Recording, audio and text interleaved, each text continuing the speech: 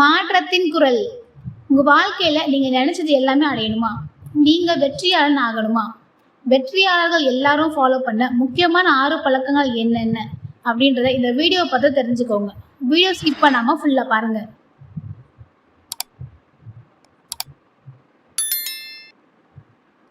நீங்க காலையில லேட்டா எழுற பழக்கம் இருக்குங்களா? ஆல்ரெடி நம்ம சேனல்ல என்னெல்லாம் பண்ணா நம்மளாலையும் அதிகாலை சீக்கிரமா எழ முடியும்ட்டு ஒரு வீடியோ போட்டிருக்கோம். அதை பார்த்துட்டு அப்புறம் இந்த வீடியோ பாருங்க, உங்களுக்கு ரொம்ப யூஸ்ஃபுல்லா இருக்கும். அதிசயங்களை நிகழ்த்தும் அதிகாலை. இந்த புக்கு ரொம்ப சூப்பரான புக்குங்க. இந்த புக்கு லட்சக்கணக்கான மக்களோட வாழ்க்கையை மாத்திருக்குன்னு சொன்னா நம்புவீங்களா? ஆனா அதுதான் உண்மை. இந்த புக்கு படிச்சு இதுல இருக்கிற அந்த 6 பழக்கங்களை ஃபாலோ பண்ண எல்லாரோட வாழ்க்கையும் மிகப்பெரிய அளவுல மாற்றம் வந்திருக்குன்னு சொல்லி நிறைய பேருக்கு தெரிஞ்சிருக்க வாய்ப்பு இருக்கு. இந்த புக்கோட ஆத்தர் பல வெற்றியாளர்கள் எல்லாரும் காலையில எழுந்த பின்னாடி அதிகபட்சமா என்ன அவங்க ஃபாலோ பண்றாங்களோ, என்ன ரொட்டீன் ஃபாலோ பண்றாங்களோ அதை எல்லாத்தையும் ஆராய்ச்சி பண்ணி ஒரு 6 பழக்கமா இந்த புக்ல கொடுத்துருக்காரு.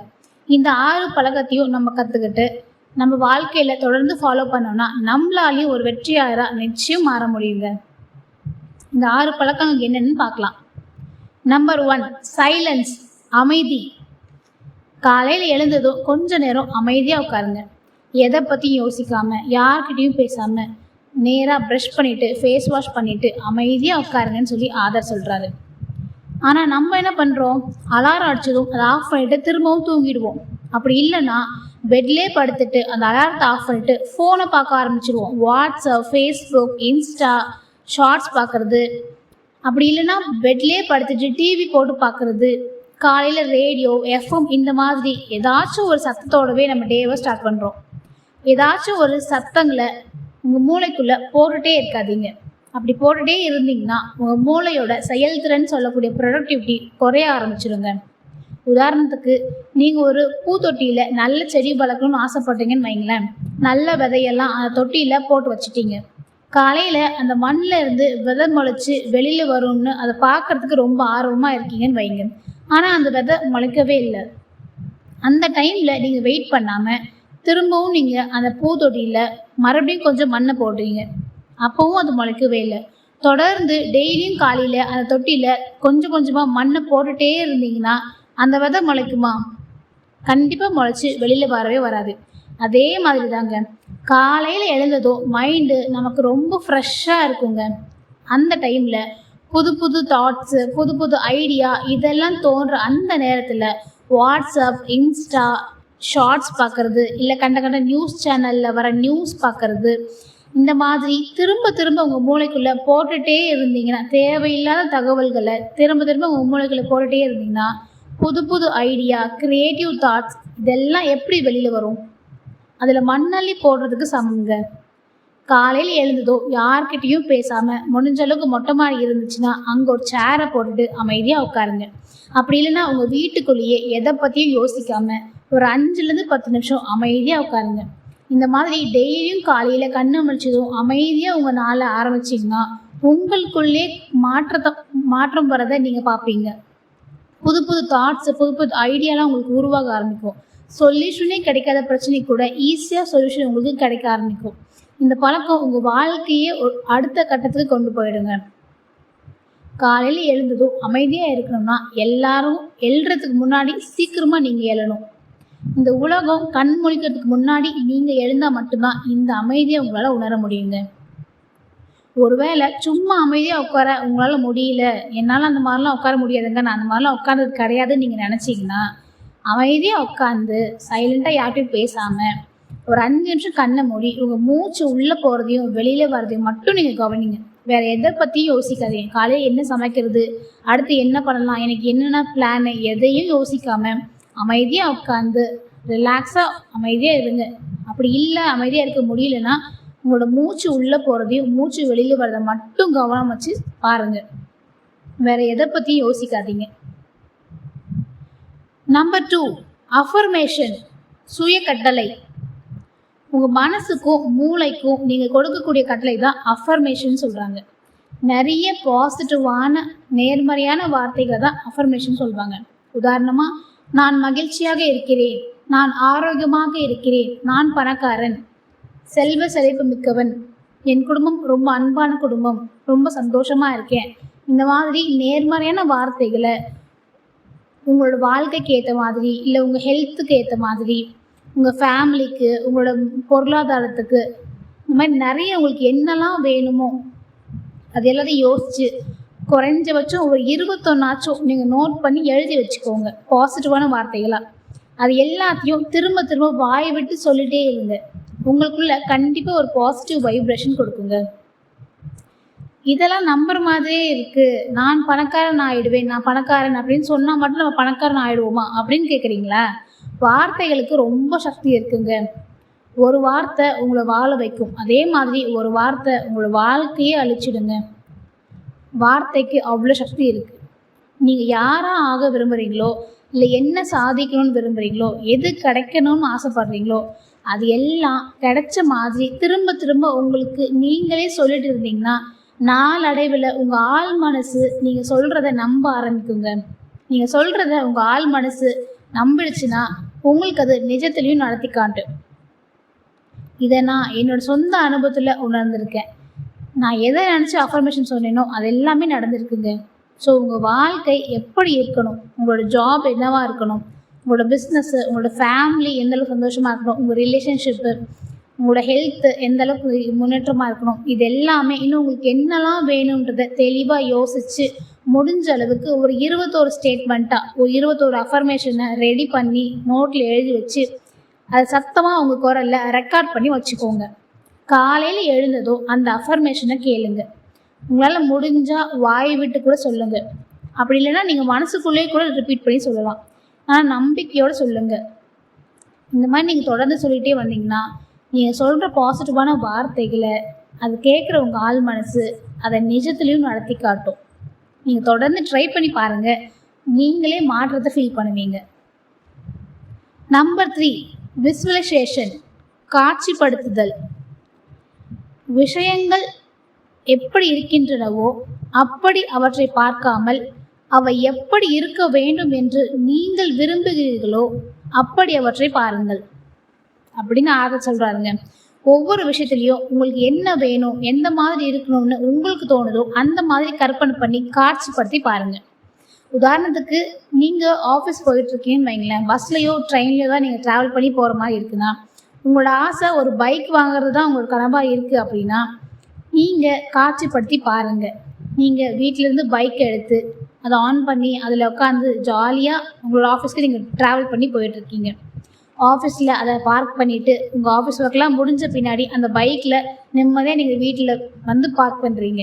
வீட்டில் இருக்கிறவங்க ஃபேமிலி எல்லாரையும் வந்து பைக்கில் வெளியில் அவுட்டிங் கூப்பிட்டு போகிற மாதிரி, இந்த மாதிரி உங்களுக்கு என்னெல்லாம் உங்களால் முடியுமோ அது எல்லாமே நீங்கள் கற்பனை பண்ணி பாருங்கள்.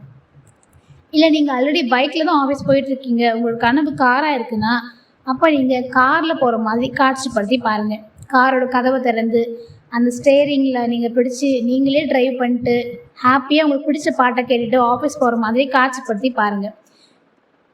இந்த மாதிரி உங்களுக்கு என்ன வேணுமோ, இந்த பிஸ்னஸில் ஜாபுன்ற மட்டும் இல்லாமல் உங்கள் ஃபேமிலி எந்தளவுக்கு சந்தோஷமாக இருக்குது, உங்கள் ஃபேமிலி சந்தோஷமாக இருக்கிற மாதிரி, உங்களோட ஆஃபீஸில் உங்களை பாராட்டுற மாதிரி,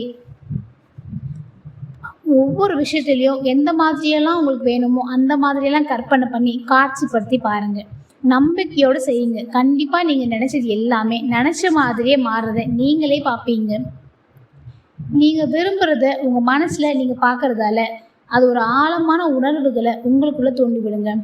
உணர்வுகள் தான் உங்களுக்கு நீங்கள் நினைக்கிற காட்சிப்படுத்துறத நிஜமாக்கி கொடுக்குறதுக்கான சக்தியை உங்களுக்கு கொடுக்கும். இன்னொன்று ஆதாரம் என்ன சொல்கிறேன்னா, விஷன் போர்டை முடிஞ்ச அளவுக்கு க்ரியேட் பண்ணுங்கள். விஷன் போர்டுன்றது ஒன்றுமே இல்லை, ஒரு ஒரு ஒரு பலகையில் உங்களுக்கு என்னெல்லாம் கனவாக இருக்கோ அதை நீங்கள் அதில் கட் பண்ணி அந்த பிக்சரை ஒட்டி வைக்கணும். உங்களுக்கு கார் வாங்கணும்னா உங்களுக்கு எந்த மாதிரி கார் வேணும், எந்த கலரில் வேணும், எந்த மாடலில் வேணும், அந்த காரோட இமேஜை கட் பண்ணி அந்த பலகையில் ஒட்டி வைக்கணும். இல்லை உங்களுக்கு ஒரு லைஃப் பார்ட்னர் வேணும்னா எந்த மாதிரி அவங்க இருக்கணும் அதை நீங்கள் ஒட்டி வைக்கலாம். உங்களுக்கு ஒரு வீடு கட்டணும்னு கனவாக இருக்குன்னா எந்த மாதிரி உங்களுக்கு வீடு இருக்கணும், உங்களுக்கு எவ்வளோ சம்பளம் இருக்கணும், உங்களோட பேங்க் பேலன்ஸ் எவ்வளோ இருக்கணும், எல்லாமே நீங்கள் கற்பனை பண்ணி உங்களுக்கு என்னெல்லாம் பிடிச்சிருக்கோ, என்னெல்லாம் உங்களுக்கு ஆசையாக இருக்கோ இது எல்லாத்தையும் உங்களுக்கு ஒரு பிக்சராக கலெக்ட் பண்ணி ஒரே ஒரு பலகையில் பேஸ்ட் பண்ணி நீங்கள் அடிக்கடி பார்க்கக்கூடிய இடத்துல அதை நீங்கள் வச்சிடணும். நீங்கள் காலையில் கண் முழிச்சதும் அந்த விஷன் போர்டை பார்த்துட்டு அது எல்லாமே உங்களுக்கு நடந்த மாதிரி காட்சிப்படுத்தி கற்பனை பண்ணி நினச்சி பார்த்தீங்கன்னா நிஜத்திலேயே அது நடக்க ஆரம்பிக்கும். நீங்கள் ட்ரை பண்ணி பாருங்கள். நம்பர் 4, எக்ஸசைஸ், உடற்பயிற்சி. நீங்கள் பண்ணக்கூடிய எக்ஸசைஸ் ரொம்ப சின்ன எக்ஸசைஸாக இருந்தாலும் கூட பரவாயில்லைங்க. ஆனால் ஏதாச்சும் ஒரு எக்ஸசைஸ் கண்டிப்பாக நீங்கள் தொடர்ந்து செய்யணும்னு ஆதர் சொல்கிறாரு. நீங்கள் உடற்பயிற்சிக்கு நேரம் ஒதுக்கவில்லை என்றால் நீங்கள் நோய்க்கு நேரம் ஒதுக்குகிறீர்கள் என்று அர்த்தம். காலையில் நீங்கள் எக்ஸசைஸ் பண்ணுறதால உங்களோட இதய துடிப்பு ரொம்ப அதிகரிக்குங்க. ரத்த ஓட்டம் ரொம்ப சீராக இருக்கும். உங்களோட ஜீரண மண்டலம் நல்ல ஆரோக்கியமாக வேலை செய்யும். உங்களோட உள் உறுப்புகள் எல்லாத்துக்கும் நீங்கள் ஒரு எனர்ஜி பூஸ்ட் கொடுக்குற மாதிரி இருக்கும். உங்களோட ஆக்சிஜன் நல்ல ஆக்சிஜனாக உங்கள் லங்ஸ் ஃபுல்லாக ஃபில் ஆகும். ஸோ டெய்லி உங்களால் முடிஞ்ச அளவுக்கு சின்ன சின்ன எக்ஸசைஸ் இல்லை ஏதாச்சும் ஒரு யோகா இந்த மாதிரி செய்யுங்க. ஒரே நாள் செஞ்சேன் சொல்லிட்டாங்களே அப்படின்றதுக்காக ஃபுல் ஒர்க் அவுட்டு ரொம்ப உங்களை ஸ்ட்ரெயின் பண்ணி அந்த மாதிரிலாம் செய்யாதீங்க.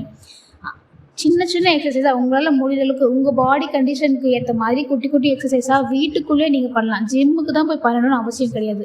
வீட்டுக்குள்ளேயே முடிஞ்ச அளவுக்கு எக்ஸசைஸ் பண்ணுங்கள். இல்லை முடியலன்னா சின்ன சின்ன யோகா பண்ணுங்கள். அதுவும் முடியல உங்கள் உடம்பை லைட்டாக அசைச்சி கொடுத்தா கூட போதும். முடிஞ்ச அளவுக்கு அது காலையில் பண்ணுங்கள். அதிகாலை பண்ணுறதுனால ரொம்ப அதில் பெனிஃபிட்ஸ் இருக்குது. மதிய நேரத்துலையோ இல்லை ஈவினிங் டைம்லையோ நீங்கள் எக்ஸசைஸ் பண்ணுறதை விட காலையில் நேரத்தில் நீங்கள் செஞ்சு பாருங்கள். அதோட பலன்கள் இரட்டிப்பாக இருக்கும். ஸோ முடிஞ்ச அளவுக்கு சின்ன சின்ன எக்ஸசைஸாக செய்ய முயற்சி பண்ணுங்கள். நம்பர் 5, ரீடிங், புத்தக வாசிப்பு. சும்மா நியூஸ் பேப்பர் இல்லை கதை புக்கு, ஸ்டோரி புக்ஸு இதெல்லாம் படிக்கிறதோட மட்டும் இல்லாமல் உங்களுக்கு எதில் ரொம்ப ஆர்வமாக இருக்கோ அது சம்மந்தப்பட்ட புத்தகங்களை தேடி கண்டுபிடிச்சு வாசிக்க பழகுங்க. உதாரணத்துக்கு பணம், பொருளாதாரம் இதெல்லாம் நீங்கள் தெரிஞ்சுக்கணும்னு ஆசைப்பட்டீங்கன்னா பணம் சம்மந்தப்பட்ட புக்ஸ் நிறைய இருக்குது, அதை நீங்கள் படிக்கலாம்.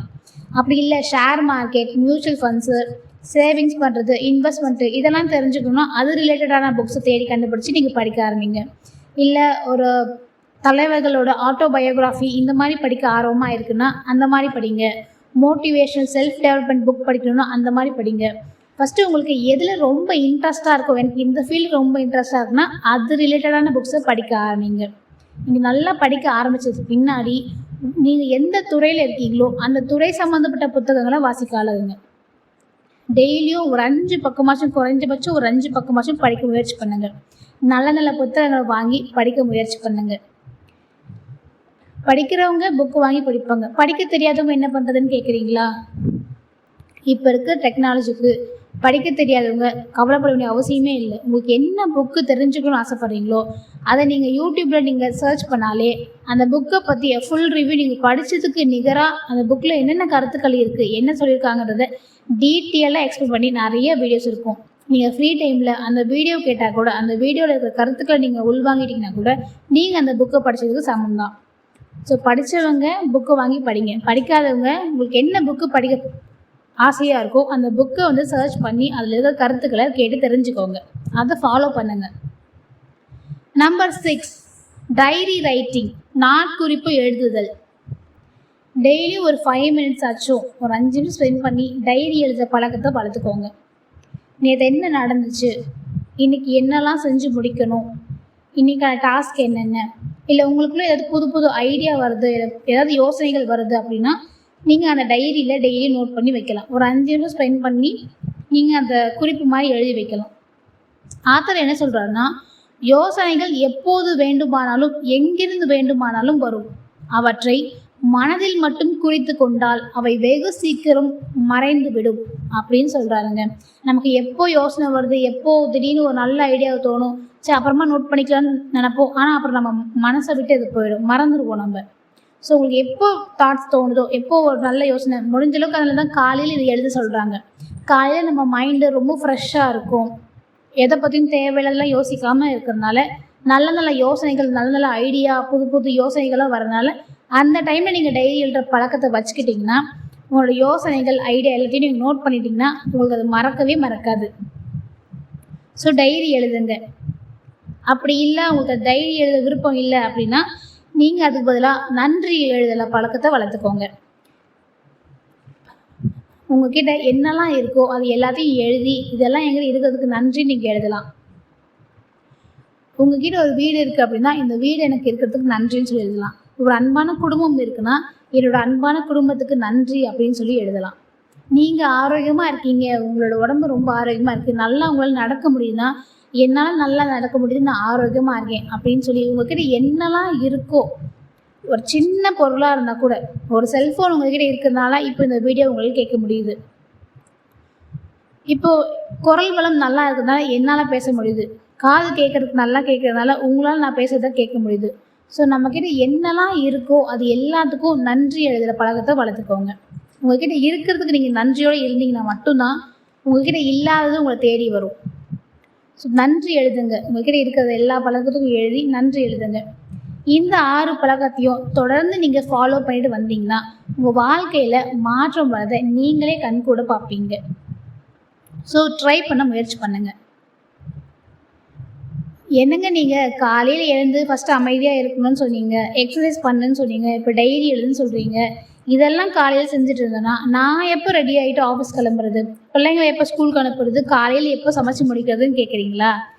அதுக்கு தான் சொல்கிறது, நீங்கள் எப்போவும் எழுற டைமை விட 1 மணி நேரம் முன்னாடி சீக்கிரமாக எழுந்தால் நமக்கு இது எல்லாமே செய்யறதுக்கு டைம் கிடைக்குங்க. ஒரு நாளில் நம்ம எதுக்கோ நம்ம டைமை கொடுக்குறோம். ஃபோனுக்காக கொடுக்குறோம், ஃபோனை பார்க்குறோம், வாட்ஸ்அப் பார்க்குறோம், இன்ஸ்டா பார்க்குறோம், இல்லை ஃபேமிலி கூட கொஞ்சம் டைம் ஸ்பெண்ட் பண்ணுறோம், நம்ம ஆஃபீஸ்க்கு நம்மளோட நேரத்தை கொடுக்குறோம். ஆனால் நமக்குன்னு நம்ம ஏதாவது நேரத்தை கொடுக்குறோம்னா நிச்சயம் கிடையாது. நம்மளோட செல்ஃப் டெவலப்மெண்ட், தனி மனிதனோட வளர்ச்சிக்காக எது கொடுக்குறோம்னா ஒன்றுமே கிடையாது. ஸோ உங்களை நீங்களே கேட்டு பாருங்கள், உங்களுக்காக நீங்கள் ஏதாச்சும் உங்களுக்காக டைம் ஸ்பெண்ட் பண்ணுறீங்களான்ட்டு. ஆத்தர் இதை புக்கில் ரொம்ப தெளிவாக சொல்லியிருக்காருங்க. உங்களுடைய தனிப்பட்ட வளர்ச்சிக்கு நீங்கள் நேரம் ஒதுக்க தவறினால் நீங்கள் உங்கள் வாழ்க்கையில் போராட்டங்களையும் வழிகளையும் மட்டுமே சந்திக்க வேண்டியிருக்கும் என்பதை ஒருபோதும் மறவாதீர்கள். ஸோ உங்களோட வாழ்க்கை போராட்டங்களாகவும் வழிகளாகவும் இல்லாமல் நிம்மதியாக இருக்கணும்னா உங்களோட தனிப்பட்ட வளர்ச்சிக்கு நீங்கள் நேரம் கண்டிப்பாக ஒதுக்கணுங்க. அதனால தான் நீங்கள் காலையில் சீக்கிரமாக எழுந்தீங்கன்னா உங்களுக்கு இதெல்லாம் செய்கிறதுக்கு நேரம் கிடைக்கும். காலையிலேருந்து நீங்கள் அமைதியாக உட்காரலாம், எக்ஸசைஸ் பண்ணலாம், நன்றி எழுதலாம். ஸோ உங்களுக்காக தனிப்பட்ட வளர்ச்சிக்காக இந்த 1 மணி நேரத்தை நீங்கள் பயன்படுத்திக்கோங்க. இந்த 6 பழக்கத்தில் ஒரு பழக்கம் மட்டும் எனக்கு பிடிச்சிருக்கு, நான் ஒரு பழக்கம் மட்டும் ஃபாலோ பண்ணுறேன் அப்படின்ற மாதிரி இல்லாமல் 6 பழக்கத்தையுமே, ஒவ்வொரு பழக்கமும் ரொம்ப முக்கியம் தான். ஒவ்வொரு பழக்கத்துக்கும் கொஞ்சம் கொஞ்சம் நேரம் டைம் ஒதுக்கி 6 பழக்கமும் கட்டாயம் செய்யணும், டெய்லியும் செய்யணும். 1 வாரம் செஞ்சேன், 10 நாள் செஞ்சேன், அதுக்கப்புறம் சண்டே மட்டும் நான் ரெஸ்ட் விட்டுட்டேன், அந்த மாதிரி இல்லாமல் தொடர்ந்து 7 நாளும் செய்யுங்க, எல்லா நாளுமே செய்யுங்க. நீங்கள் ஒரு 6 நாள் கன்சிஸ்டண்ட்டாக ஃபாலோ பண்ணுற ஒரு விஷயம் ஒரே ஒரு நாள் பிரேக் பண்ணுறதால அடுத்த நாளும் தொடர்ந்து அது பிரேக் ஆகிடும். ஸோ இந்த மாதிரி இல்லாமல் திங்கள்லேருந்து சனி வரை ஃபாலோ பண்ணிங்களா, சண்டே ரெஸ்ட்டுன்னு இல்லாமல் சண்டேவும் நீங்கள் ஃபாலோ பண்ணுங்கள். எல்லா நாளும் தொடர்ந்து பண்ணிங்கன்னா மட்டும்தான் உங்களால் எதையுமே சக்ஸஸ்ஃபுல்லாக செய்ய முடியும். கன்சிஸ்டன்சின்றது உங்ககிட்ட வரும். ஆத்தர் இதுக்கு இந்த 1 மணி நேரத்தை டைம் பிரித்து டைம் சொல்லியிருக்காரு. இந்த டைமே கூட நீங்கள் ஃபாலோ பண்ணிக்கலாம். அப்படி இல்லைன்னா உங்களுக்கு என்ன டைம் கன்வீனியண்ட்டாக இருக்கோ அந்த மாதிரி கூட நீங்கள் பண்ணிக்கலாம். சைலன்ஸ்க்கு 5 நிமிஷம், அஃபர்மேஷனுக்கு 5 நிமிஷம், விசுவலைசேஷனுக்கு 5 நிமிஷம், எக்ஸசைஸ் 20 நிமிஷம், அதே மாதிரி புக் ரீட் பண்ணுறதுக்கு 20 நிமிஷம், டைரி எழுதுறதுக்கு 5 நிமிஷம். இந்த மாதிரி ஆத்தர் இந்த 1 மணி நேரத்தை பிரித்து கொடுத்துருக்காரு. இந்த டைமே நீங்கள் ஃபாலோ பண்ணணும்னு எந்த ரூல்ஸும் கிடையாதுங்க. உங்களுக்கு ஏற்ற மாதிரி, எனக்கு அஃபர்மேஷன் கேட்க ரொம்ப பிடிச்சிருக்குன்னா அதை நீங்கள் 10 நிமிஷமாக கூட கேட்கலாம். இல்லை எனக்கு விசுவலைசேஷன் ரொம்ப பிடிச்சிருக்குன்னா அதை நீங்கள் 15 நிமிஷம் கூட செய்யலாம். ஸோ உங்களோட டைம், உங்களுக்கு நீங்கள் எந்த டைமில் எழுதுறீங்களோ அதிலிருந்து, ஆனால் இந்த 6மே தொடர்ந்து நீங்கள் செய்யணும். அப்போ தான் உங்களுக்கு மாற்றம் கிடைக்கும். ஒன்று மட்டும் செஞ்ச ஒன்று தான் எனக்கு பிடிச்சிருக்கு, மற்றதெல்லாம் எனக்கு இந்த எக்ஸசைஸ்லாம் எனக்கு பிடிக்கவே இல்லை, எனக்கு அதெல்லாம் இன்ட்ரெஸ்டே இல்லை, அந்த மாதிரி இல்லாமல் சின்ன சின்ன எக்ஸசைஸ், சும்மா ஒரு 10 பேஜ் படிக்கிறது, கொஞ்சமாக நன்றி எழுதுறது, இந்த மாதிரி இந்த 6 பழக்கத்தையும் தொடர்ந்து நீங்கள் உங்களோட ஹேபிட்டாக மாற்றிட்டீங்கன்னா நீங்களும் வெற்றியாளன் தான். உங்களாலையும் நீங்கள் நினச்ச எல்லாத்தையும் சாதிக்க முடியும், எல்லாத்தையும் அடைய முடியும். ஸோ இந்த 6 ஹேபிட்டையும் தொடர்ந்து நீங்கள் ஃபாலோ பண்ணுங்கள். காலையில் சீக்கிரமாக எழுங்க, இந்த 6 பழக்கத்தையும் தொடர்ந்து செய்யுங்க, கன்சிஸ்டண்ட்டாக செய்யுங்க. நிச்சயம் உங்கள் வாழ்க்கை மாறும். நம்பிக்கையோடு செய்யுங்க. இந்த வீடியோ பிடிச்சிருந்தால் லைக் பண்ணுங்கள், ஷேர் பண்ணுங்கள், கமெண்ட் பண்ணுங்கள். நீங்கள் எந்த நேரத்தில் எழுறீங்க காலையில் அப்படின்றத கீழே கமெண்ட் பண்ணுங்கள். தேங்க்ஸ் ஃபார் வாட்சிங்.